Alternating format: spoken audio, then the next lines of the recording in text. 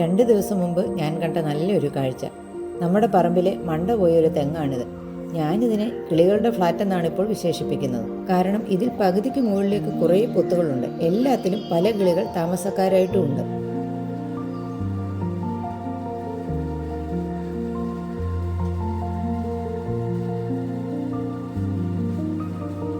സാധാരണ മരം കൊത്തിയാണ് പൊത്തുകൾ ഉണ്ടാക്കുന്നതായി ഞാൻ കണ്ടിട്ടുള്ളത്.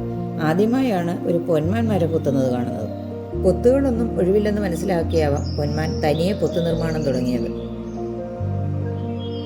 വീടിൻ്റെ അടുത്ത് നിൽക്കുന്നതിനാലും എനിക്കിതിലേക്ക് ഒരു കൗതുകം ഉള്ളതുകൊണ്ട് ഞാൻ ഇടയ്ക്കിടയ്ക്ക് അവിടേക്ക് ശ്രദ്ധിക്കാറുണ്ട്. ഞാൻ നോക്കുമ്പോഴെല്ലാം അതവിടെ തന്നെ ഉണ്ടായിരുന്നു. പൊന്മാൻ്റെ പണി നോക്കിയിരിക്കുന്ന മൈന അതിലെ തന്നെ ഒരു താമസക്കാരനാണ്.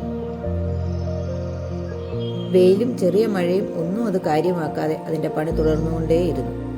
അങ്ങനെ 2 ദിവസം കൊണ്ട് പൊത്തിൻ്റെ പണി അത് ഭംഗിയായി പൂർത്തീകരിച്ചു.